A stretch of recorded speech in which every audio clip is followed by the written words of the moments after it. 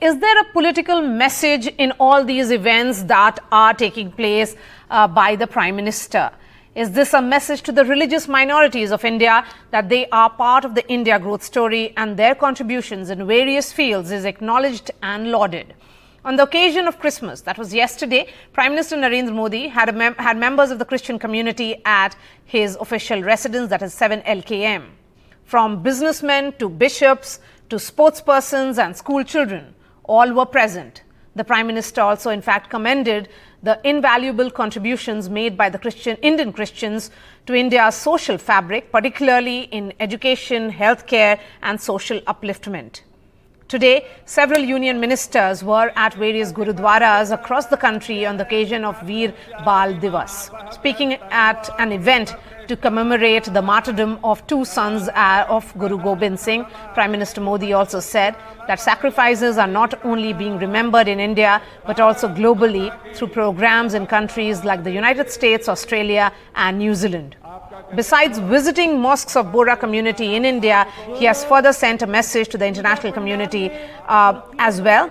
In the month of June, remember, he visited Imam al-Amr Allah Mosque, a nearly 1,000-year-old structure in the heart of Egyptian capital of Cairo.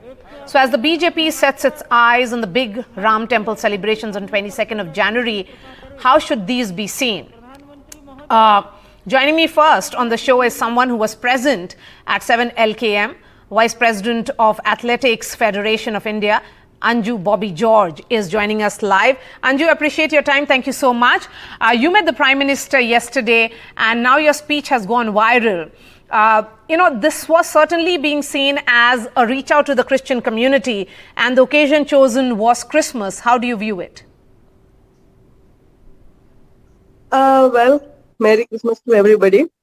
And see, I was there in Prime Minister's residence yesterday with many other eminent personalities for celebrating Christmas. It was an unexpected call. I was in Kerala and suddenly I got a call from PM office that I have to join there in Delhi for Christmas lunch with the Prime Minister. And I was extremely happy and I joined with them. And I was one of the speaker there. So I explained him what I have seen then during my time and now. Then I was an athlete and now as I am in many committees and I am senior vice president of Athletic Federation of India and how the government is working, how the athletes are getting support. So I was just explaining that during our meeting. That's it. Yes. Of course, you have reasons to cheer because that was a surprise call that you got. You were not expecting that.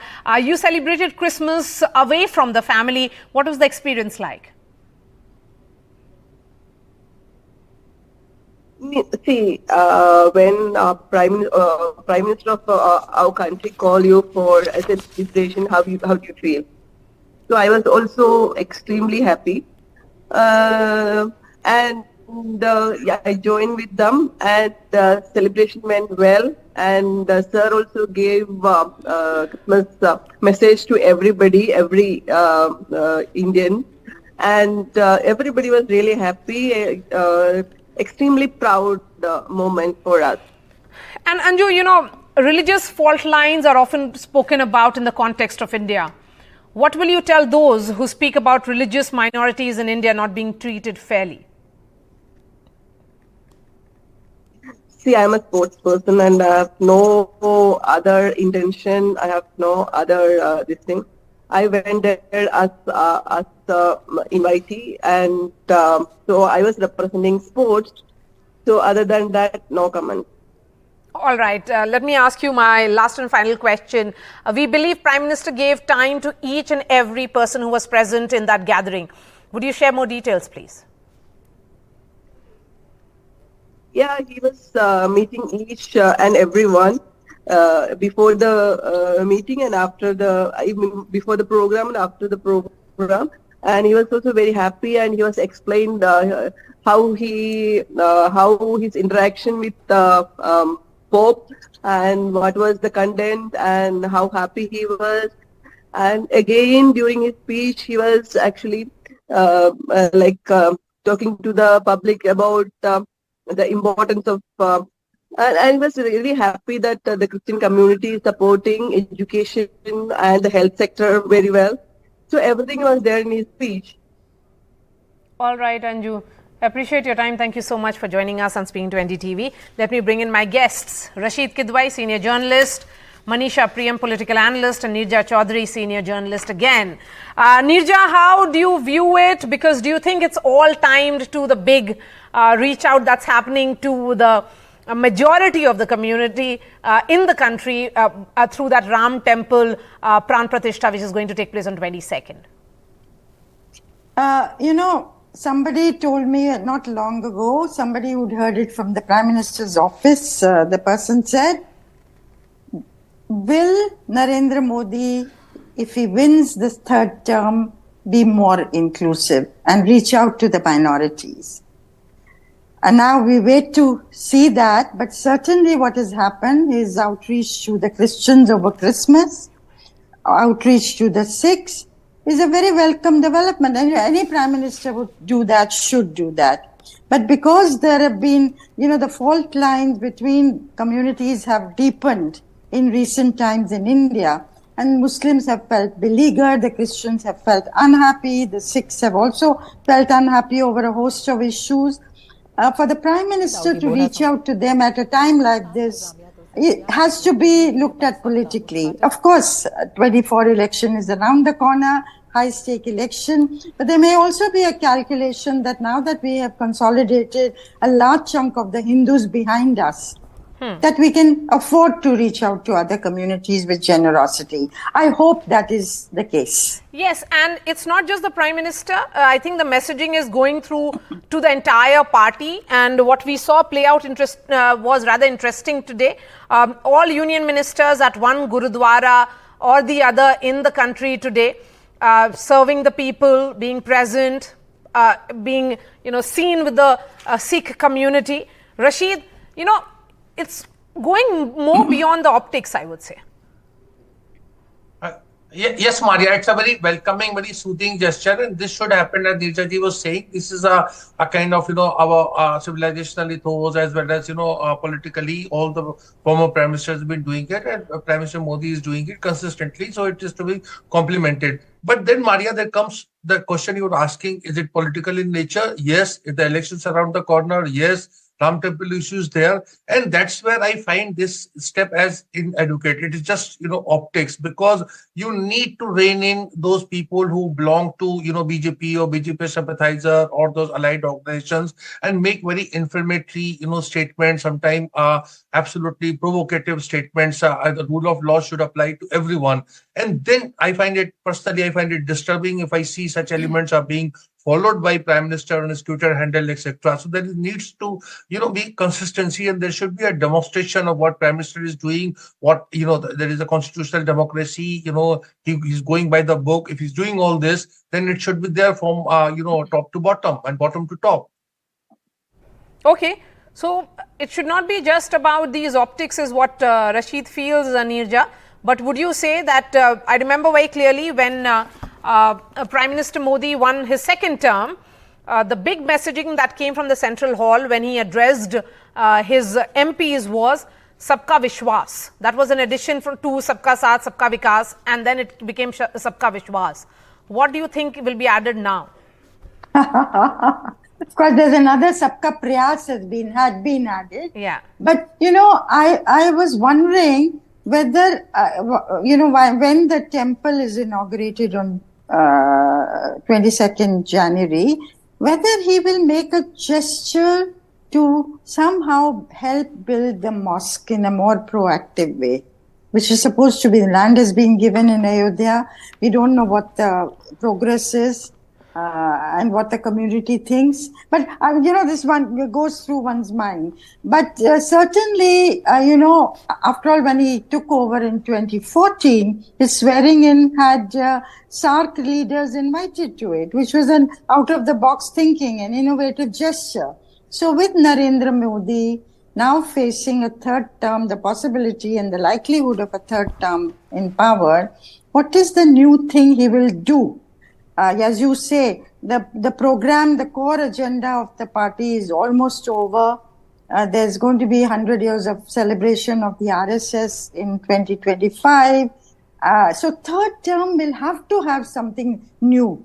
And it'll be very interesting to see whether he turns more inclusive, as I said, and it is reassuring, not just in words and optics, but in actual concrete actions, that the minorities are first-class citizens as anybody else in this country, and their rights and their lives will be protected. Yes, and so Manisha Priyam, when we look at these optics, particularly what happened yesterday, the occasion was Christmas, and the Prime Minister not just only interacting with bishops, he had, spokesperson from the Christian community, several Christians who have contributed to the business world as well, top businessmen as well, and particularly the children. I'm seeing that special mention or optics where it's the youth of the country who are visible everywhere. Even the event today at the Gurudwara Sahib, the Prime Minister ensured that there were children around when he visited them. So I would say this is definitely a step ahead in the way the Prime Minister is reaching out to communities, different communities, the minority communities. One had seen that in the earlier term, it was merely representational. There was a minister, Mr. KJ Alphonse, from Kerala and belonging to the minority community. But it seemed that the government required mediators to bring them in touch with the minority community. Now, this has become a direct outreach by the Prime Minister himself, the persona of the Prime Minister, inviting people of this country as citizens, as equals, and of course, responding on days that are special to their faith. So, in a sense, reaffirming that, yes, this is a country of different faiths. Different people have, diverse ways in which they think about where they belong and how they connect to the divinity. But the Prime Minister definitely reaching out to people of different denominations, the minority community, a way to celebrate the diversity of India. And I think reaching out to civil society, bringing children in, brings a more humane color rather than just a political connection through political representation. And I also think that, today the reaching out to the Sikh community, rather than just being an ally as they were earlier of the Shiromani Akali Dal, now the BJP itself making that move, also. So in the days to come, one will see that the minority wings of the BJP will get very, very active, and the Prime Minister will lead, as he does many parts of the BJP, also its minority wing efforts. So what does it do to the opposition's politics, Rashid?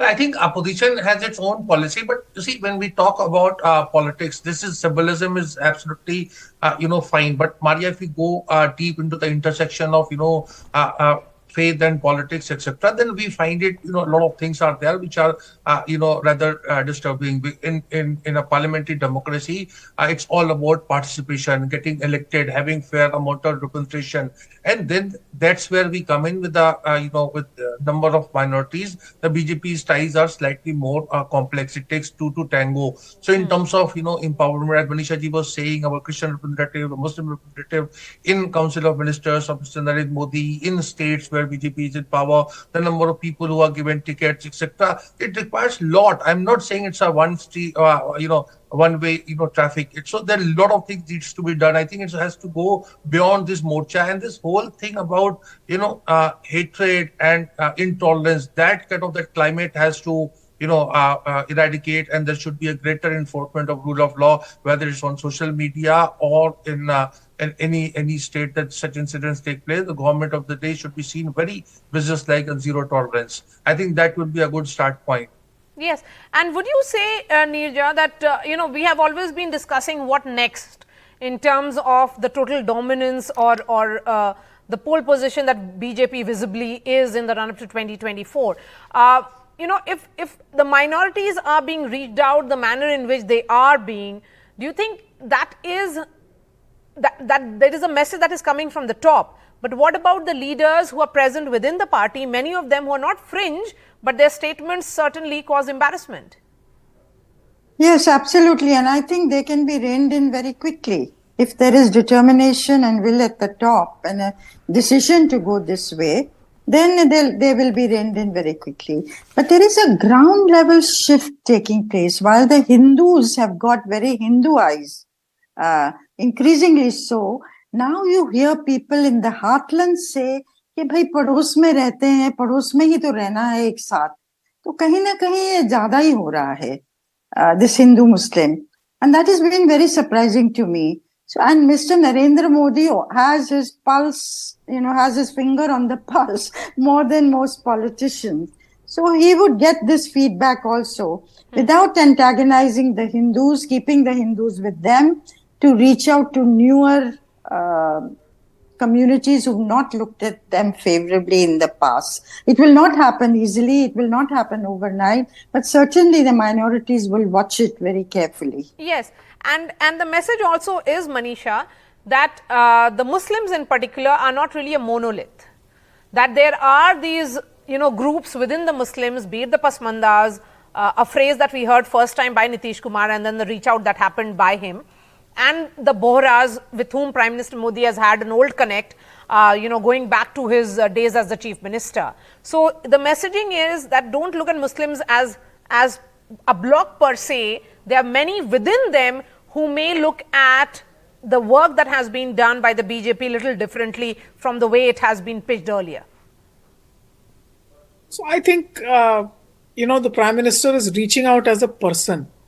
It is for the BJP to follow. I don't know whether the BJP believes in all of this, because one did hear that, Christmas celebrations would require permissions or this or that.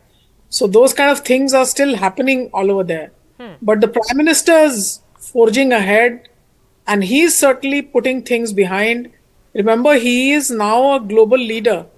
So, nobody has missed out the fact that the Italian premier, for example, is somebody that he bonds with very well on the diplomatic stage. So it's the persona of the Prime Minister that's moved ahead. The persona of the Prime Minister on the eve of the Ram Mandir inauguration is reaching out to communities and their faiths, saying, I'm the Prime Minister for all of you. And I think this goes very favorably in favor of the Prime Minister. Even the BJP may look pale in front of the open approach which the Prime Minister has adopted. And I would say the party would need to pick up from where the Prime Minister is leading it and run as fast as their leader runs. All right. Manisha Priyam, Rashid Kidwai and Neerja, thank you so much for joining us and sharing your thoughts.